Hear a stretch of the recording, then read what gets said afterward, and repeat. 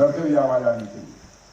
बोलिए भारत माता की जय, भारत माता की जय। ठीक है,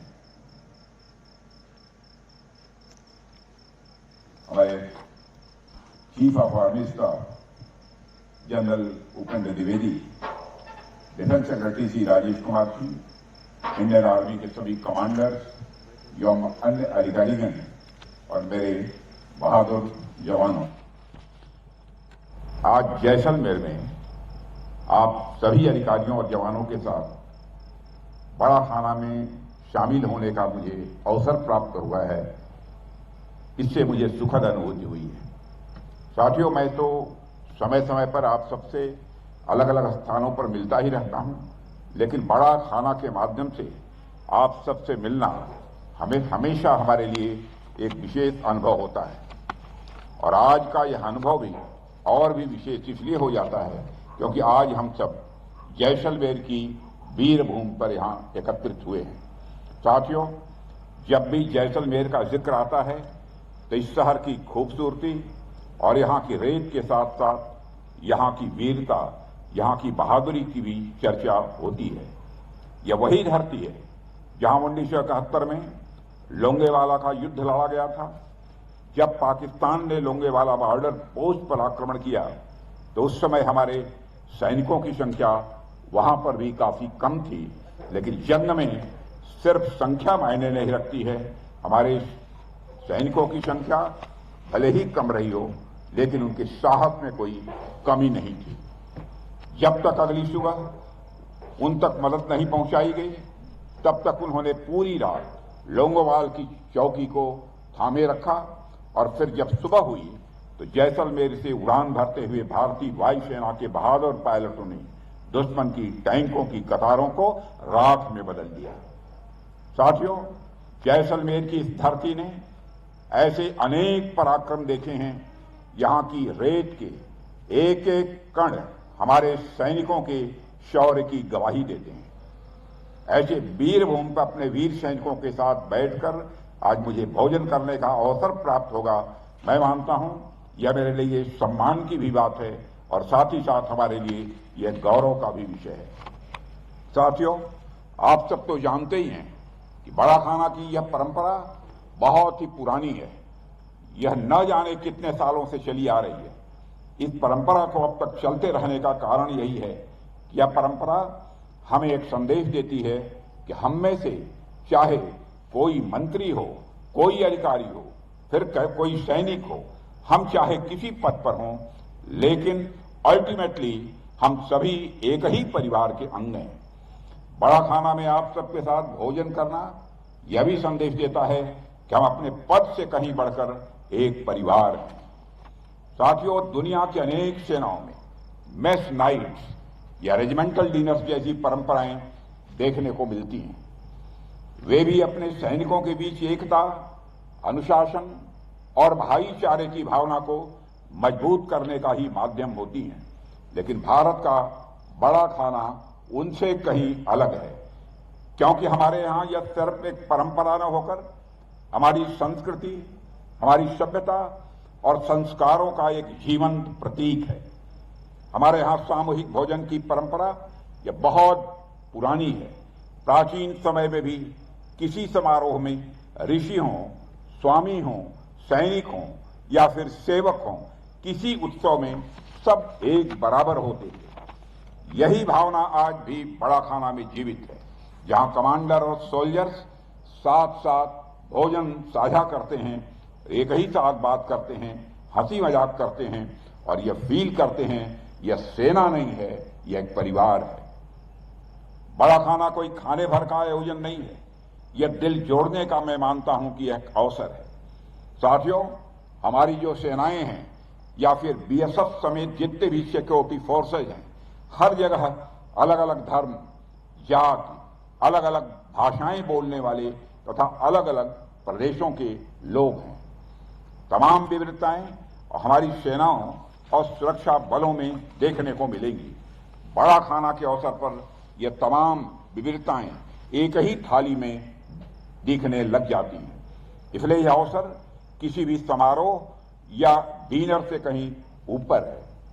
साथियों, आज हम सब जिस स्थान पर यहां एकत्र हुए हैं, यह पूरा क्षेत्र अपने आप में कितना महत्वपूर्ण है कि आप सबको बतलाने की आवश्यकता नहीं है। बॉर्डर एरिया होने के कारण यह रीजन सेंसिटिव भी है। बीते कुछ वर्षों में सरकार ने बहुत ही बड़े स्तर पर बॉर्डर एरिया में डेवलपमेंट एक्टिविटीज को भी प्रारंभ किया है। अब जैसे जैसे इस क्षेत्र में विकास होगा, वैसे वैसे आप सबके लिए चीजें और आसान होती जाएंगी। एक और बात, यह क्षेत्र पाकिस्तान बॉर्डर के पास है, इसलिए बहुत ज्यादा कंफर्ट जोन में तो कभी नहीं जाया जा सकता, हमें अलर्ट रहना ही होगा। हालांकि अभी कुछ दिन पहले ऑपरेशन सिंदूर के दौरान पाकिस्तान को ठीक ठाक डोज दे दिया गया है। अब कुछ भी हरकत करने से पहले वह 100 बार सोचेगा, और अगर पाकिस्तान ने दोबारा कोई हरकत किया तो उसका परिणाम क्या होगा, यह पाकिस्तान को भी अच्छी तरह से पता है। क्योंकि ऑपरेशन सिंदूर साथियों अभी खत्म नहीं हुआ है, उसे सिर्फ स्थगित किया गया है। लेकिन फिर भी मैं यह कहूंगा कि हमें हर तरीके से हमेशा अलर्ट रहने की आवश्यकता है। साथियों, ऑपरेशन सिंदूर की जब चर्चा होती है तो मुझे गोस्वामी तुलसीदास जी के रामचरितमानस का एक प्रसंग याद आता है। अंगद रावण के दरबार गए हैं, दोनों के बीच संवाद होता है। अंगद रावण को भावी युद्ध के बारे में आगाह करते हैं, चेताते हैं, वार्निंग देते हैं। अभिमानी रावण कहता है, युद्ध आदि की चिंता मैं नहीं करता हूं, तुम्हारी सेना में सब बानर भालू हैं, लड़ने वाला है कौन, तुम्हारे यहां योद्धा है कौन? हां, यह जरूर है कि है कपि एक महाबलशीला, यानी एक बंदर जरूर है जो बड़ा बलशाली और बड़ा महान है।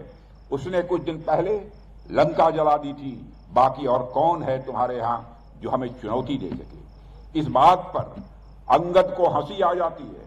अंगद कहते हैं, ऐ मूर्ख रावण, जो अति सुभट सराहे हूं रावण, जो सो सुग्रीव केर लघुधामन, चलई बहुत सो वीर न होई, पठवा खबरी लेन हम सोई।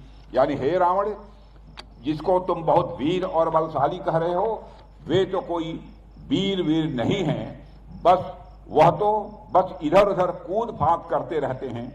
उसे तो हमने बस खबर लेने के लिए भेजा था और वो लंका का काम तमाम कर गया। तो सोचो, जिस दिन असली योद्धा लोग आएंगे उस दिन तुम्हारी गति क्या होगी। साथियों, ऑपरेशन सिंदूर में भी मैं समझता हूं कि हमारे पायलट्स ने तो बस हाल चाल ही लेना चाहा था और थोड़ी ही देर में उन्होंने पाकिस्तान की यह गति कर दी। कभी उन्हें दलबल के साथ पूरा मौका मिला तो पाकिस्तान का क्या हश्र होगा, यह बताने की जरूरत नहीं है।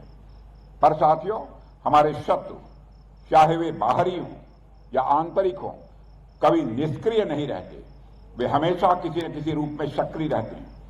ऐसे में हमें उनकी गतिविधियों पर लगातार पैनी नजर बनाकर रखनी ही होगी तथा उसके अनुसार उचित और प्रभावी कदम भी उठाने होंगे।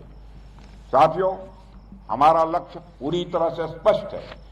2047 तक हमें भारत को एक विकसित और आत्मनिर्भर राष्ट्र के रूप में स्थापित करना है। स्वाभाविक है, इस लक्ष्य की प्राप्ति में हमारी सेनाओं की भूमिका अत्यंत महत्वपूर्ण होने वाली है। आप केवल सीमाओं के रक्षक नहीं हैं, बल्कि इस राष्ट्र के निर्माण के अग्रदूत भी हैं। आपके परिश्रम, अनुशासन और बलिदान का प्रभाव राष्ट्र निर्माण की हर ईंट में दिखाई देता है। आपके मजबूत और युवा कंधों पर एक बहुत बड़ी जिम्मेदारी है। आपको एक ओर हमारी सीमाओं की सुरक्षा का भार उठाना है, तो वहीं दूसरी ओर विकसित भारत की इमारत भी यदि किसी को तैयार करनी है तो आपको तैयार करनी है। मुझे विश्वास है कि लोहे जैसे आपके कंधे इस राष्ट्र निर्माण का भार न केवल सहजता से उठाएंगे बल्कि उसे और सुदृढ़ भी बनाएंगे। साथियों, यह सदी हमारी है, आने वाला वक्त हमारा है। प्रधानमंत्री जी के मार्गदर्शन में हमने जिस प्रकार से आत्मनिर्भरता की ओर कदम बढ़ाया है, मुझे पूरा विश्वास है कि हमारी सेना भी आने वाले समय में निश्चित रूप से दुनिया की सर्वश्रेष्ठ सेना होगी। मुझे यह विश्वास है कि आप लोगों के सहयोग से हम इस उद्देश्य को भी जल्द से जल्द प्राप्त कर लेंगे। साथियों, भारतीय सेना की 12 इन्फेंट्री डिवीजन जैसलमेर द्वारा विकसित शौर्य वन को आज देखकर मुझे बेहद सुखद अनुभूति हुई है और स्वयं मैंने अपने को गौरवान्वित महसूस किया है। शौर्य वन एक अनूठा स्थल है जो हमारी राष्ट्र की सैन्य विरासत को जीवंत श्रद्धांजलि के रूप में समर्पित है और कुल 5 एकड़ क्षेत्र में फैला हुआ यह उद्यान 500 से अधिक प्रजातियों के 14,500 से अधिक पौधों से सजा है। इस स्थल को आपने देखा होगा, इसलिए विस्तार पूर्वक इसकी मैं चर्चा नहीं करना चाहूंगा, लेकिन अपने आर्मी चीफ जनरल उपेंद्र जी द्विवेदी से मैं चर्चा कर रहा था कि सचमुच इस प्रकार के कुछ केंद्र हिंदुस्तान के दूसरे राजधानियों में भी अथवा प्रमुख स्थानों पर स्थापित किए जाने चाहिए। आज यहां आकर और उस शौर्य स्थल को देखकर भी मुझे बहुत ही अच्छा लगा है। साथियों, मैं ये कहना चाहूंगा कि देश को आपके ऊपर गर्व है। आपके समर्पण और शौर्य से ही यह राष्ट्र सुरक्षित है और आपकी निष्ठा से ही इसका भविष्य उज्जवल बनेगा। मेरा विश्वास और मेरी शुभकामनाएं सदैव आपके साथ हैं। मैं समझता हूं कि अब भोजन का समय है और मैं आप लोगों को आपके श्रेष्ठ और उत्तम कार्यों के लिए बधाई देते हुए अपनी बात यहीं समाप्त करता हूं। आप सबको बहुत बहुत धन्यवाद। बोलिए भारत माता की, भारत माता की, भारत माता की। बहुत बहुत धन्यवाद।